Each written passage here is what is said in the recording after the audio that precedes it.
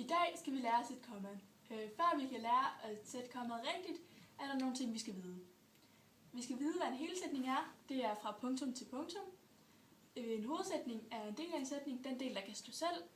Og en ledsætning uddyber og forklarer hovedsætningen.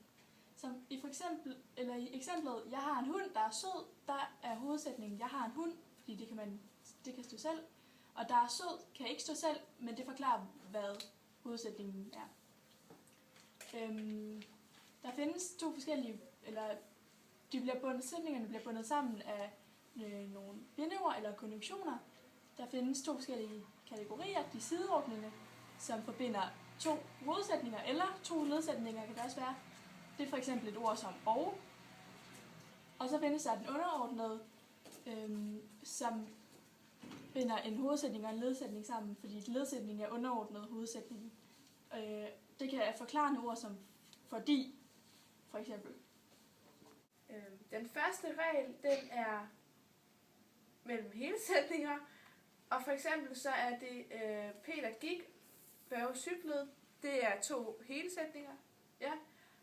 Men i stedet kan man sætte Peter gik, komma, og Børge cyklede, og så bliver sproget mere flydende.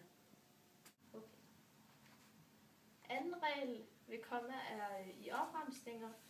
Hvis vi har et eksempel, der hedder, jeg købte mælk og æg og brød, så kan man sætte komma ved opremsninger, så det bliver til sætningen, jeg købte mælk, æg og brød, i stedet for, og derved gør det sætningen mere flydende. Og så har vi en regel nummer 3, som hedder foran men. Og den, som et eksempel nedenunder, så står der, hun spiste is, men den smagte ikke godt. Så sætter man altid foran et komma foran men. Hvis der er kryds og bolle, både før og efter men, så sætter man et komma foran men.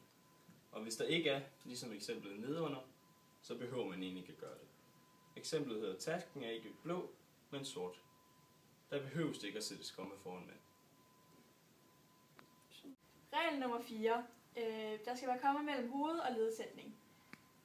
Som i det første eksempel. Man forstår godt, at de er glade, hvor hovedsætningen kommer først, og ledsætningen kommer bagefter. Man kan også bytte det rundt, så ledsætningen kommer først, så det hedder, at de er glade, forstår man godt. Her skal man være opmærksom på, at subjekt og verballed bytter plads i hovedsætningen, så bollen kommer før krydset.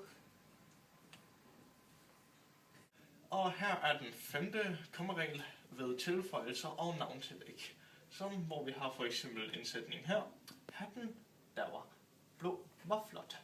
Som vi kan se, er i stedet for at vi lægger den i parentes, så har vi bare lagt komma der, hvor der står der og blå. Så hvorfor der skal sættes komma der, er det fordi, at det er en indskudssætning. Altså lidt ekstra information, man får. Og her nedenunder har vi et navnetillæg, som gælder det samme heroppe ved tilføjelsen deroppe, som vi gør hernede, som for eksempel hunden, Fido og sød. Bare lidt ekstra information.